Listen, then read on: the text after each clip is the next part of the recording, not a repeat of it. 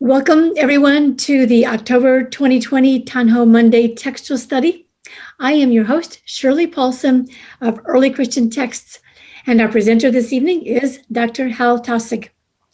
In this study, we'll be talking about the relationship of the Odes of Solomon to Jesus. And of course, this is not to be confused with King Solomon, who preceded Jesus by almost 1,000 years. But in fact, these odes are quite closely related to Jesus, and we're going to find some rather dynamic portraits of Jesus. So just a gentle reminder, please, that donations supporting the creation of these textual study archives are still greatly appreciated. $5 to $10 per person per session is enough to keep us going, and that means like everybody.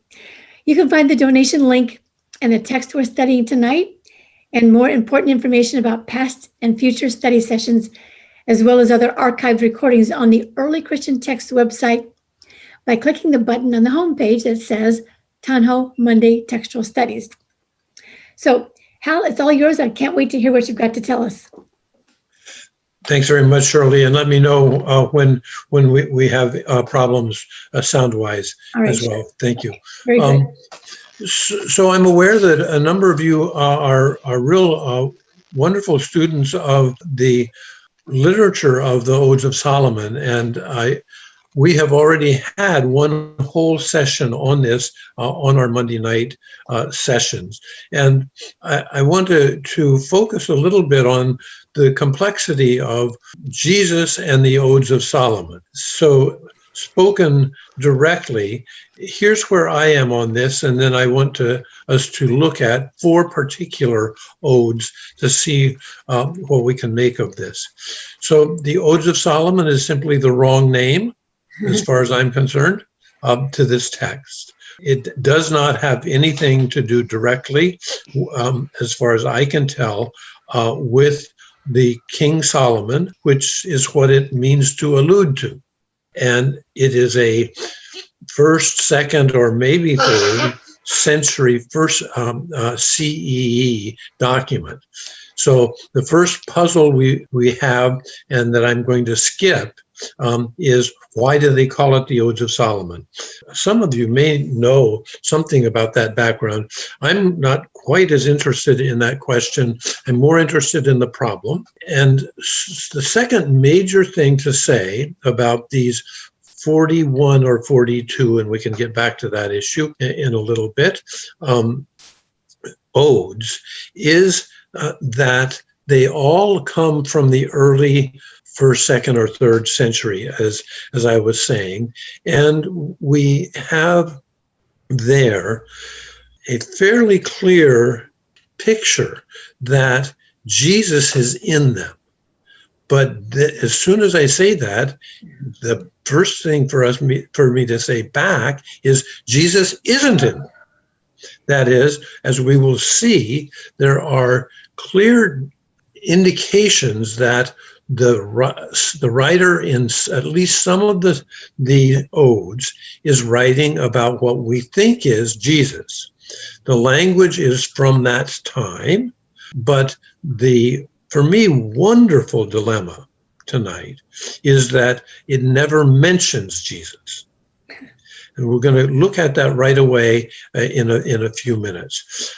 So we have a collection of 41 odes, which are basically songs or words of psalms from the early 1st, 2nd, or 3rd century. And we have it mainly in the Syriac language, but it's fairly clear that some of these are referring to Jesus, and maybe some of them are not, but they are all from the same time. I'm going to be proposing some suggestions on how to solve this. And finally, frankly, I want to make steps toward saying this is one of the most fascinating documents we have of what I would call the larger Christ people phenomenon of the first 3 centuries. That is, I want to say it may be better spiritually, theologically, and literarily if we don't know that it's Jesus, and it is. So that's one of my proposals on this. What I'd like to do is look at several texts. I'm going to take a text that I think gets us into the problem of Jesus first, and that's Ode 36. Yeah, I know some of you have been looking at it, but I'm going to read it out loud and walk us through it and then talk about that. Before I do that, we always start with my 5 minutes that's meant to make some things clear and some things not clear. Anyone have an important question or protest before we jump into Ode 36? Well, perhaps a comment on the title. You mentioned that Odes of Solomon might not be the best title for the document. On the other hand, insofar as it also speaks of Jesus, the son of David, the fact that Solomon is the son of David, could be suggestive here, as well as the fact that with 42 odes, like the 42 generations of the opening chapters of Matthew, where we have 3 sets of 14 representing the name of David, the odes seems to be structured in a very similar way as well, so that it seems not to be an accident that Solomon is the name associated with the document.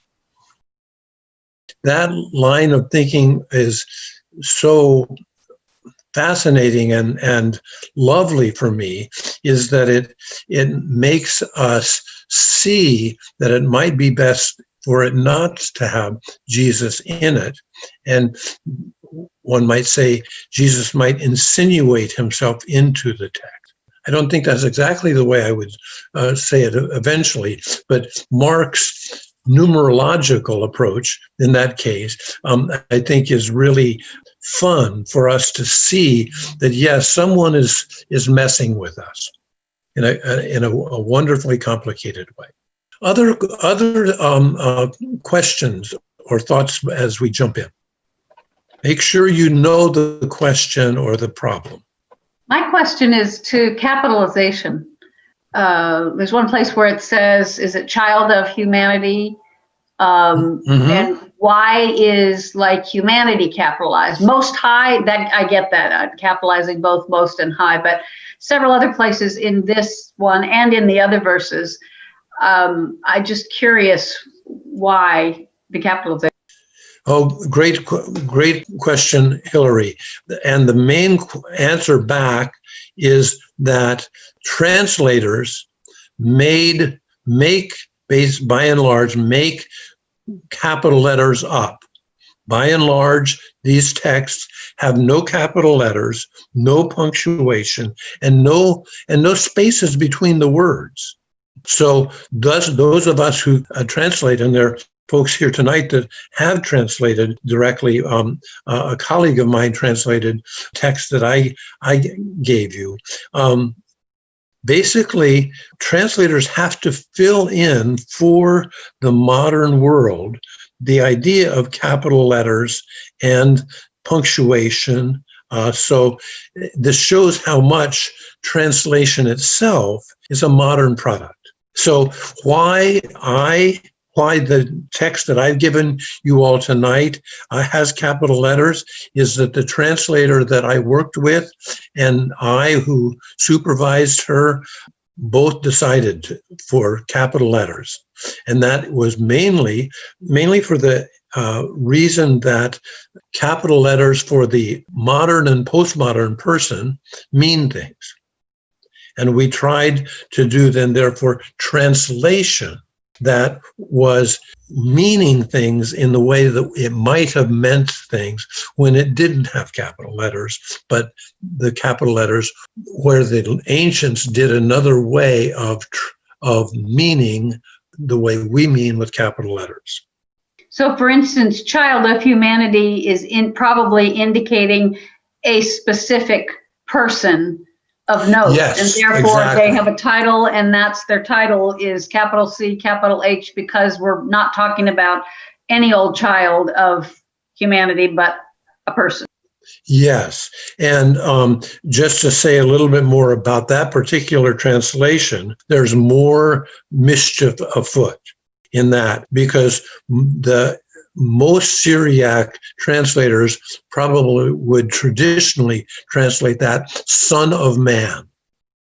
And we went round and round on the translation question about that. And there are a number of people who are working on changing Son of Man in Hebrew and in Greek as well to Child of Humanity. Actually, Karen King at Harvard started that, and we were following her in that regard.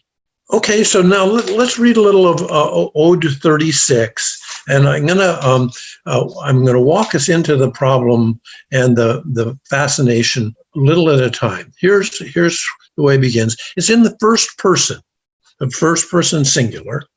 So the person who is speaking says, "I rested on the Spirit of the Lord, and she raised me up to the high place, and she caused me to stand on my feet in the high place of the Lord. Before his fullness and splendor, while I was proclaiming to the preparation of his oath, she gave birth to me before the face of the Lord. And while I was the child of humanity, I was called the light, the child of God, because I was glorified among the glorious and first among the great ones. For she made me according to the greatness of the Most High, and he renewed me according to his renewal, and anointed me with his fullness." I'm going to stop there. I just read 2/3 of the ode, and let's just notice how messy and wonderful this is. First of all, the main thing I would want to say is the use of the word light. I was called light. I was called child of God. I was called the child of humanity. She caused me to stand, and she gave birth to me because I was glorified among the glorious and first among the great ones. She made me according to the greatness of the Most High. So this is a story of the birth of who? So I want to say, it sounds to me like Jesus, called the Son of God, called light, called the Son of Man, or the child of humanity. All of those are Christ figures of Christ's time, or Jesus figures of Jesus's time. So this is a praising of Jesus coming to birth. And basically, Jesus is given birth to by the Spirit of the Lord, and she is not identified directly. So this is a she that the Spirit of the Lord brings birth of this figure who is the child of humanity and the light and the child of God. So this could be thought of as another song about Jesus's birth or Christ's birth. Now, you notice Jesus's name or Christ is not in here. So an alternate answer would be that this is another figure, another divine figure that is being praised in very similar terms to what the terms that eventually Jesus was described in. So let me stop here, ask for clarifications, and then I'm going to finish the rest of the ode, and we'll get deeper into the possibilities and the problems. Hal, this Yes. is Joy. And Hey, Joy. I'd like to say that maybe this is written for me to sing. And the I is me. And it is my divinity and my Christliness that I'm going to sing about. Oh, that would be perfect, and you wouldn't mind being called the child of God, would you? Matter of fact, I hope you are. I know. So why can't we yeah. just see this as not about a historical figure or anything that's happened somewhere else at another time, but this is a song I can sing about myself. There's every reason to just push that, Joy, because in other odes, it's quite clear that the I person in that thinks of her or himself as in this kind of divine category that overlaps with God, her, or himself, and with something like Jesus. So in other words, yes. So push that. Don't even stop thinking that way, Joy. The answer to your question is the reason that kind of boring people like me want to think historically is because the text comes from there. I, too, think that by and large, the function, the most powerful function of texts like these is only available when someone thinks like you. Other questions as we're 2/3 of the way through the first ode? Okay, I'm going to go a little bit longer here. One other thing, I just stopped at verse 5, and there the I said that that I was anointed from God's fullness. And I became one of those who are near to God. So this would, I think, in common parlance, in our day, we might call this that the I is claiming a kind of divinity, like Christ or Jesus or God might have or did, at least literarily. And then the next two verses are the last. And my mouth was opened like a cloud of dew, and my heart gushed forth a fountain of justice, and my access was through peace, and I was set up in the spirit of instruction. Hallelujah. Hallelujah being basically praise God. As a initially Hebrew word. So here also, in other words, please notice it's not just the Christ-like words, it's also what this figure, this I does. My mouth was opened like a cloud of dew, and my heart gushed forth a fountain of justice. And my access was through peace, and I set up the instruction, the spirit of instruction. All of these are powerful functions for at least really great people or divine people. And again, here, Joy, I would want you to say, this also makes you think what you're thinking, because you also gush forth a fountain of wisdom, of justice, right? Now we're through Ode 36. I want to say with this, if you're interested in the Jesus and Christ relationship to this ode, you've got some material on your hands. People want to say some other things.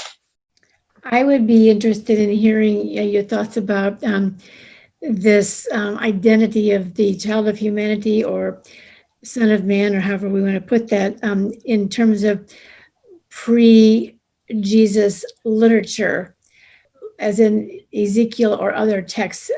Is there any reason that this is connecting us back that way, or is this a new way of thinking of this? Yeah, okay, sure. I myself am not very much of a messianist when I think about Jesus or Christ. In other words, A lot of people want to say that Christ or Messiah, which is the same word in Greek and Hebrew, is the way to think about Jesus as a historical or semi-historical figure. And there, I think that if I understand your question on this, Shirley, I would want to say, yeah, there are a lot of different kinds of meanings being made in the Hebrew scriptures on matters like this. And at the same time, some of that comes together in the first several centuries in a kind of a wanting to make Jesus into the coming Messiah or the coming Christ. Again, that meaning the same thing in those two different languages. I don't think, as far as I'm concerned, that the idea that the people of Israel expected a Messiah is a very strong idea in most of Israel. It's an idea by some people of Israel, mostly later and nearer the time of Jesus. But even then, it's not an overwhelming. In other words, if you hear a number of Christians talk in our day, you'll hear that that's what everybody was waiting for, was the coming of the anointed divine king named the Messiah. I think that the Christ people or the Jesus people had as much to do with making that come to a focus in the first 3 centuries as did people of Israel that were thinking before that. So yes, a bunch of that language is back there. From my point of view, no, it is not the primary way that the people of Israel thought in that day. Am I near what you were asking, Shirley? Yeah, thanks. Just I wanted to hear your thoughts about that kind of connection. Thank you. Yeah. Okay, sure. And by the way, I hope that there would be people in our group tonight who would argue with me about what I just said, because that is a primary way that many Christians think the first Christ people or Jesus people thought. And I think I would say sort of sometimes. So Kent was raising her hand. You unmute yourself. Yes, please. Who was the person at Harvard that changed it into Child of Humanity from Son of Man? And was that because of get away from gender? Was that the reason? That's Karen King, who actually still, I believe, holds the oldest theological chair in the country. And she's a professor of New Testament at Harvard and has been for some time. Yes, for Karen, it's partly grammar and partly gender. We were very hesitant in the translation of the Odes to get on a high horse about gender. When we published it in a New Testament, we frankly knew this would be one of the places that more people got to hear about the Odes of Solomon than in the public than almost anywhere else. And so we did not want to come on strong with although I myself think gender is one of the most important things to think through, in terms of translation, we wanted to make sure that people got a number of different ways of translating. And what I was wanting to say is that one of the great things about translating texts that are fairly new, you have to play with gender some. And my position on this, it's important not to stick with traditional masculine translations when they're not called for. But when I would be talking to you, I would, if I weren't putting it in a book, and sometimes when I do put it in a book, some of you know I've been called up on heresy charges because of my gender publications. But I think it's really important to have for these new texts as measured as possible, especially not to be masculinizing all the time, as the Bible translations have for so much, but also to try to mix it up where we're not sure. So, do we have that question that was being posed?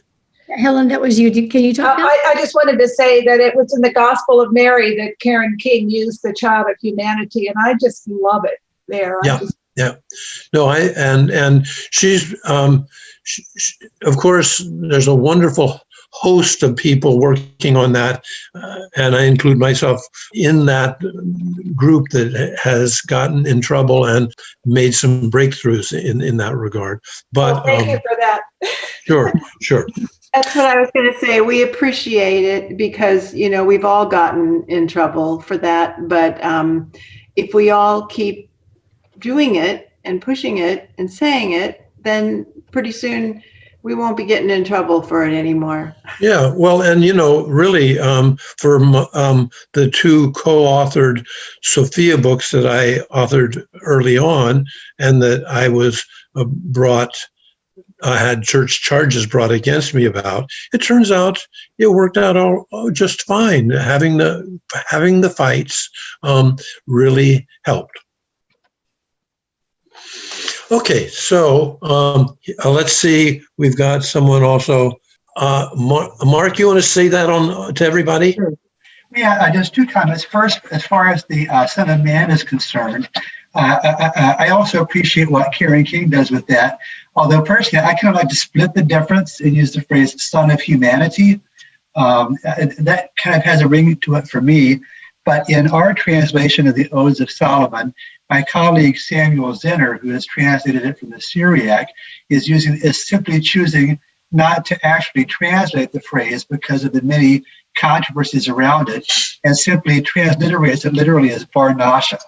And so that's how we have it in our translation, with footnotes, mentioning some of the difficulties. Thank you. And the only other comment I was going to make was, with respect to the Messiah, the term Messiah is used 7 times in the text, in addition to the one case in verse 5 about the Otis being anointed. Yeah, that for me, that would not get the traditional Christian position too much further along. One would still have to ask, what do they mean when they say Mashiach? So let's talk a little bit more directly about then the question of, is this Jesus or is this not? I've only shown you one ode. You can please read all of them, and we'll see it a little bit more. But no, first I want others of you to make a statement on how much or how little is this Jesus. Just with this one, when you read this, is this Jesus? Doesn't say it is. Are you asking for a show of hands? Or shout and scream. Either way. I wanted it to be Jesus. You wanted to be something good, okay? I wanted to say, back to the gender piece. When I first read this ode 6 years ago, I thought, as I was reading, I rested on the Spirit of the Lord, and she raised me up to the high place. And so I wanted to be Jesus because of the interrelation of genders as described in God. And that was exciting to me. But if we're going to connect it to Jesus of Nazareth, then I'm looking at it as she being Mary. And I think that many, if you're going to get the Bible reading conservative, I don't want to say just conservative, but the close to the Bible that needed to be Jesus, is that she Mary or is it God? I rested on the Spirit of the Lord, and she raised me up to the high place. and she caused me to stand on my feet in the high place of the Lord. And as I said, when I first read it, I saw she as God, and I was excited. And but that I want to say also too, because of my readings of the Secret Revelation and the origins on the world, I just automatically saw God as he and she.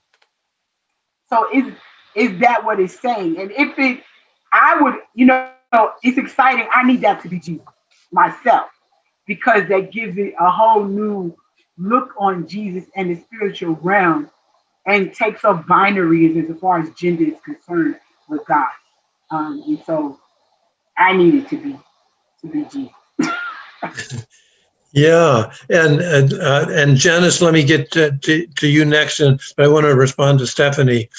I want to say, Stephanie, that it feels to me as if the part of this ode that you're talking about is intentionally messing with us. I think it is wanting us to have a different kind of relationship to divinity.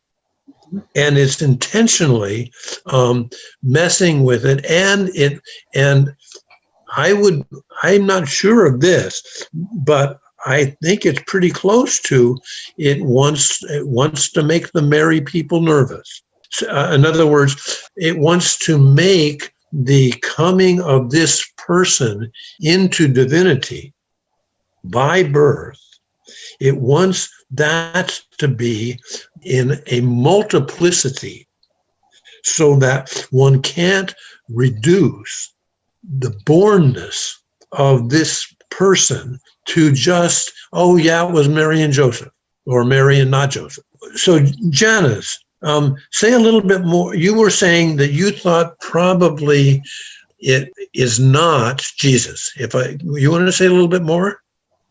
When I see the first line, I rested on the Spirit of the Lord, I thought it was from the Hebrew, and I was wondering if the Lord was the Yud He Vav He, but I don't know what it is in Syriac. So, and then I was curious as to why, is it truly switching back and forth between she and he? Because we've got one sentence here where God apparently is she and he, and that's fascinating to me. So, I know that can happen in the Hebrew, but I don't know about the Syriac. So just I would love Mark to say a little bit about that, because he knows Syriac. A little bit. I can say that in the reference here in the feminine pronoun in verse 1 is the Spirit. Spirit is feminine in Syriac, and the Spirit, she lifted me up. And then his fullness and splendor. Yeah, the his is, let me see here. I'm looking at an interlinear here on my screen. Yes, it's the masculine ending. So it's the his there is the Lord, which in the Syriac is the word, the usual word for Lord, Maria. And so the Spirit who raised me up is the she, and the Lord into whose presence I'm standing up is God. Rick, you've been wanting to come to speech on whether this is Jesus or not. Hal, I just sent a chat saying that at the moment, today, right now, I'm about 60-40 in favor of this ode being sung by Jesus, but I've got a strong 40% that says it also feels and sounds like an invitation for any who wish to, fully claim that Christ-like character to sing it as well. So there's the fence I'm sitting on right now. Oh, but no, you're sitting, frankly, on a fence that's pretty comfortable for me, and it's because because you're a songwriter, you are taking that into consideration. So singing together or singing alongside one another is intentionally blending of identities. Yes. And so you know that about what it means to have the I be both the composer and the person singing somewhere else, and this whole thing is being written in order to sing together. Right. Right. And even think about there, especially as far as I'm concerned, to think about what it is for a whole bunch of people to be singing I together. That's simply another kind of understanding that because music is music, it gets us further. And there's so many places in which, if you read these odes, and I'm sure you have, Rick, if you read these odes, you can see how delighted it is in ambiguity and multiplicity. Yes, definitely. Stephanie? I just put in the chat, isn't that the point of Jesus' ministry? You know, he said that we would do the things that he would do and even more. And so the point of this ode being his ode, which then becomes our ode. You know what I mean? Right. Yeah. When I looked at it, if I'm singing this ode, then the she becomes my mother. Then and if I'm the child of humanity, I look at the point that I'm my mother's firstborn child. And that's a big thing in culture, in the Caribbean culture, to have a firstborn child. If it's a boy, it's an even bigger thing. But if you're the firstborn, it's a special thing. And then that I wasn't even supposed to be born because my mother had health issues, you know. And so for me to sing this ode, I sing it in my own life, but I'm also singing it because Jesus sung it. If that makes sense. And let's just remind ourselves that this was the point Joy made at the very beginning of the hour, right. that there's a multiplicity of identity that is happening here. So I'm gonna, because I've only gotten to one ode so far. I want to go to another. How can you? Yes, please. I think we should hear from Anita there, who had a comment that you should probably notice too. Oh, I'm sorry. Yeah. Anita, are you there? Do you want to make your comment real quick? Well, I was just saying that there's echoes to me from the Gospel of Thomas, with sort of the emphasis on almost a mystical internal, you know, you find God within, and thinking also some of the stuff I remember reading when I was sort of focusing on Dead Sea Scrolls in a non-academic way. Just the sons of light, if I remember, was one of the things that's referred to in the Qumran, and so I'm hearing echoes of this, and I'm sort of thinking, you know, this would be a great ode for some sort of Christian mystical sect, and you know, and what we've talked about, you know, with the multiplicity of ideas, just really flows into. I mean, it fits perfectly. And so, yeah, I'm not sure that it really expands anything that's already been said, you know, and so anyway. Oh, Anita, that's just beautiful. Thank you. And thanks for bringing, and that you were working on Dead Sea Scrolls in non-academic ways. Thanks for that too. And I would just say the other thing, if one is into Jesus, as I sometimes am, when you think of Jesus's parables work also very much like songs. They have multiple identities. The parabolic approach of the sayings of Jesus is intentionally messing up how you think about the reign of God or the realm of God. It's multiply framed so that one is either has to be multiple in one's assignment or confused. Both of which are pretty good things to happen to people, as far as I'm concerned. I want to look at Ode 8, and it's too long for us to do in 10 minutes, but I first would just want to alert you to this. Secondly, I was thinking one of our kind of senior and younger scholars would be here who has written a song for this in English. And so Ode 8 has been recorded by Natalie Perkins.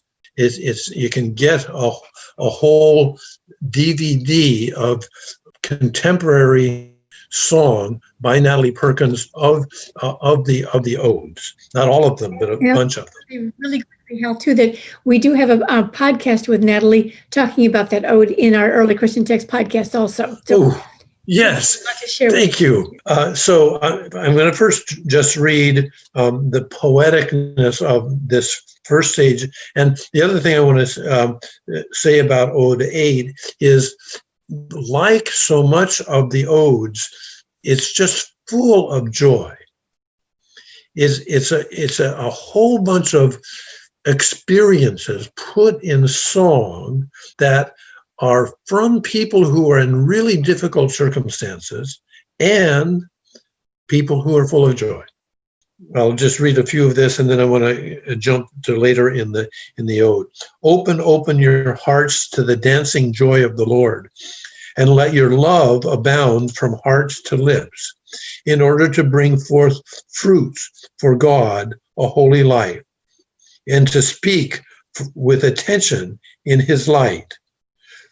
Now, the next section of 8 is a combination. It shows how this ode to joy is from someone who is beaten down.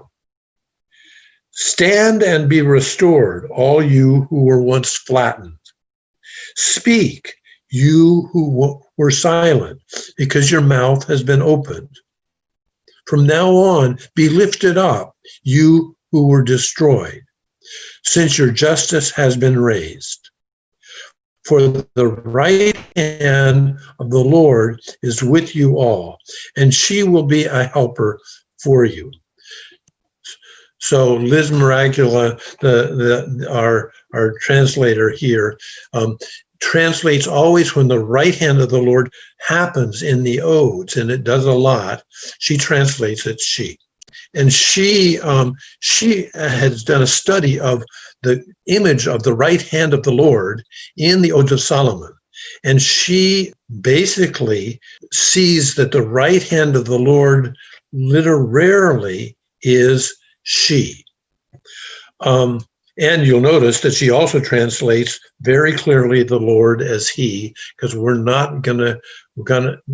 going to stick with the text the way we find it as much as possible.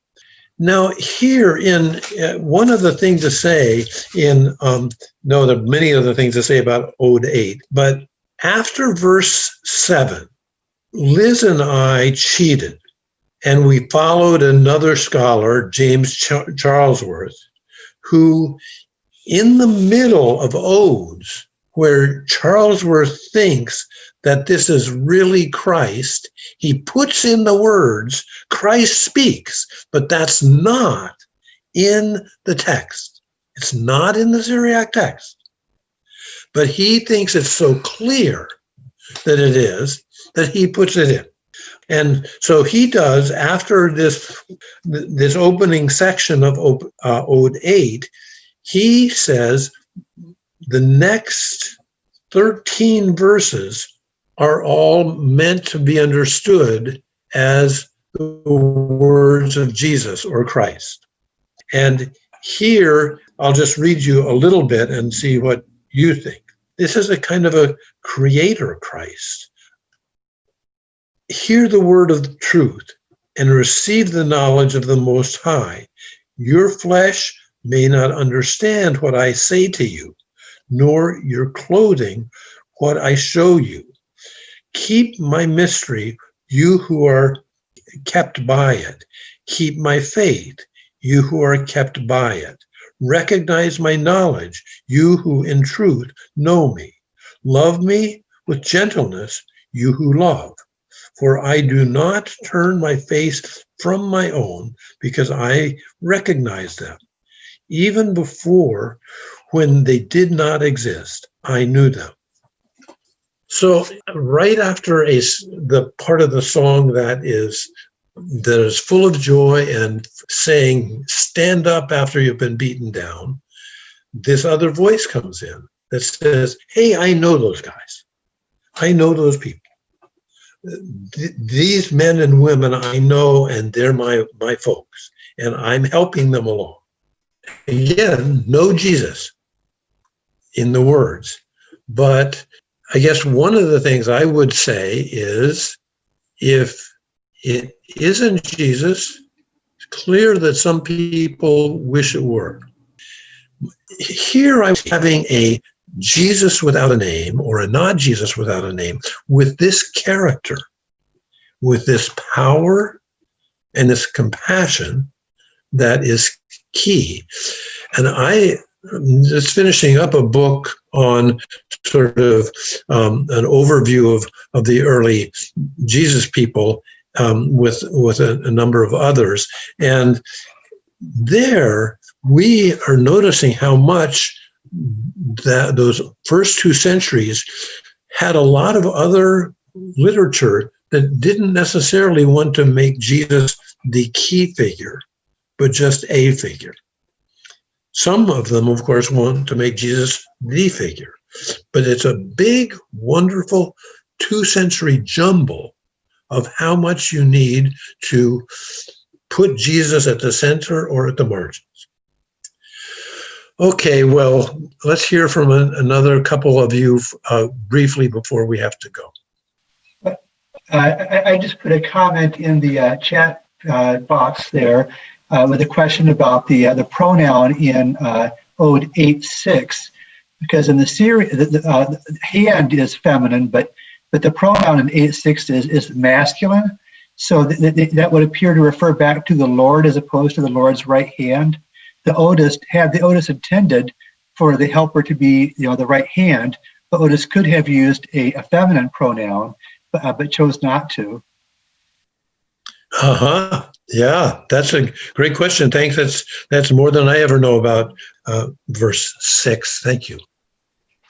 Is it possible that for those that didn't focus completely on the physical man, Jesus, but had more ambiguous ways of referring to this enlightenment, whether it's us or whoever they're referring to, that it has to do with a vein of Christianity or a branch of Christianity that was more gnosis-centered instead of the more historical Jesus-centering of what became more Orthodox Christianity? Ooh, beautiful, Helen. Of course, I don't know to a certain extent, but I want to say that by and large, there were the later traditional Christian thinking about Jesus's historical realities are later. In other words, when you look at the text, the early texts, they're quite playful about historicity. Sometimes it matters and sometimes it doesn't. So I would tend to say, I myself don't really buy that there was Gnosticism, but I think that your question is more important than that. You're saying, are these people trying to think about stuff and to know things? Yeah, and the answer is, of course, yes. You can find that both in and outside the canon, all over the place. So, for instance, knowing is really important for Paul. And why don't they call him a Gnostic? Thank you all. I'm over time as usual, screwing up the amount of things we can get in. But what a wonderful time of all of you jumping in. I want to thank you too, Hal. I just want, Mark, are you still there? I don't see you, but you want to just pick up your book and show people what you brought tonight, just so people, and tell people what that is real quick. Here is the Greek manuscript of Ode 11, which is the only ode that's in Greek. That's what that looks like in black and white.